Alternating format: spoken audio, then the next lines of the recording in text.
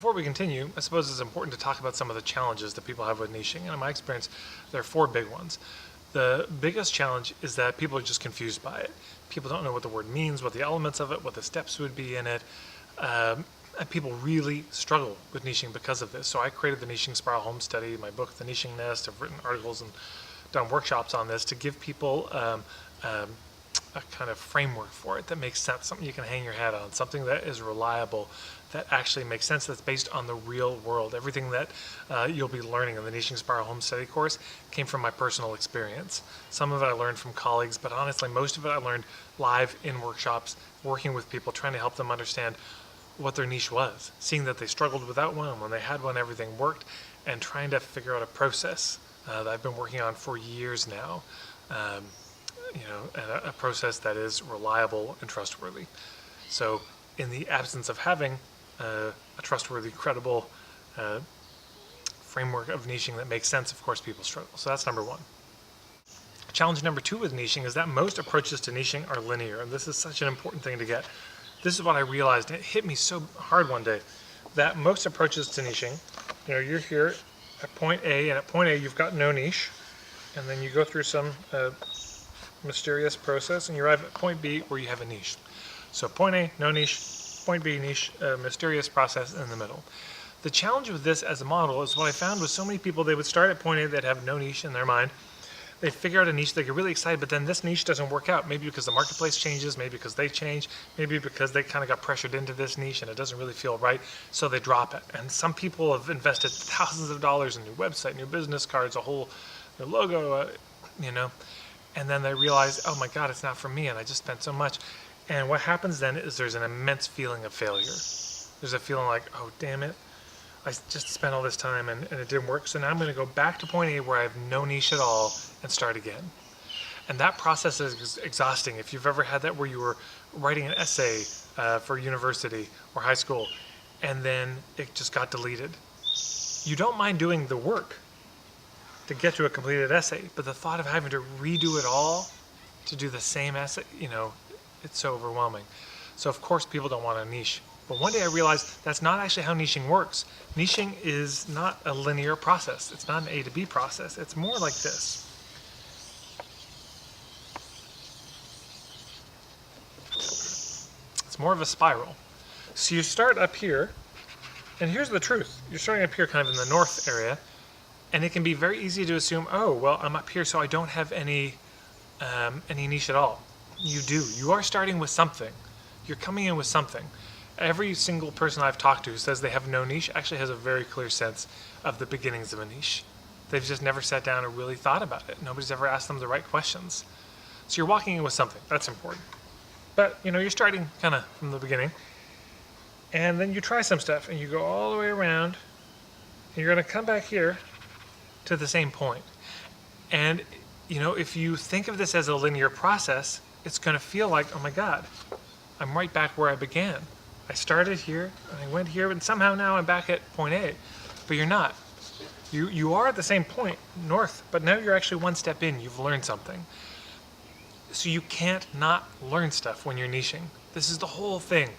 When I realized this and came up with a niching spiral, I was so excited because I've seen so many people go through that, start and, fail, and then start again and feel like they're failing. You're never failing in this model. You're just learning.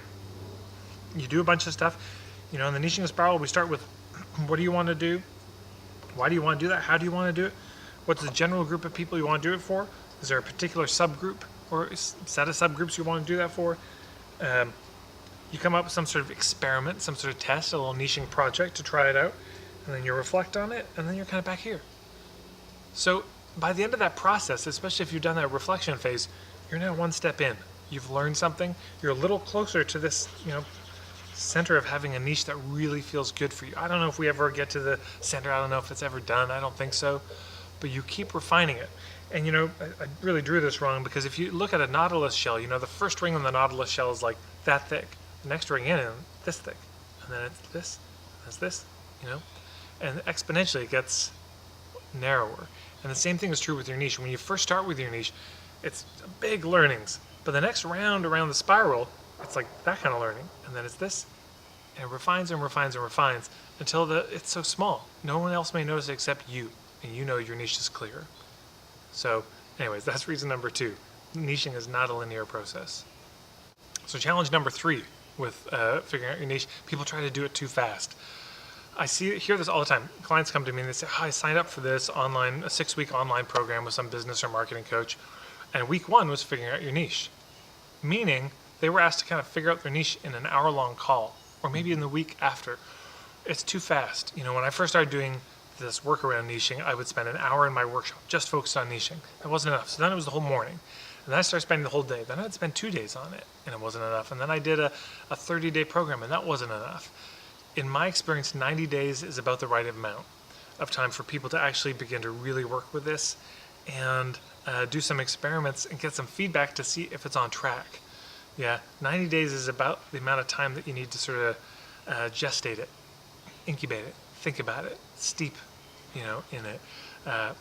So that's challenge number 3. People really try to do niching too fast. They try to crack it out in a weekend. And in my experience, it just takes more time. So challenge number 4 with niching is that people try to do it alone. They try to do it by themselves. And I do not recommend that. Whether it's a home study course like this or a book, hiring a life coach, going to a workshop, there's a lot of ways you can get help with your niching, but trying to do it on your own just seems to be a bit of a dead end. You need the chance to get some reflections from others, because otherwise you're just seeing it through your eyes. And I know you've had the experience of working on a sales letter, working on your website, working on a book, but you've looked at it so many times you can't see it clearly anymore. You really need somebody else to look at it and be able to give you feedback.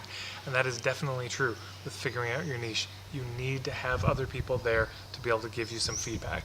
And that's part of the home study program, is there's an online community where you can be giving and getting feedback from other people. And of course there's ways to, you could talk to me, but part of the program is also going to be helping you design a team of support for the 90 days who can be giving you feedback and candid reflections as you go through. So let's recap the 4 challenges. Number 1, it's just confusing. People don't really understand how to do it. Number 2, people think of it as a linear process, just from point A to B instead of a spiral. Number 3, people try to figure it out way too fast. They try to figure it out in 30 minutes, or they sit down in one exercise, one question, they're going to figure out their niche, and then they don't, and then they feel like they're a failure. And then number 4, people are trying to figure it out on their own. If you can avoid those 4 challenges, whether or not you sign up for this home study program, you're going to be a lot further than you would have been in figuring out your niche.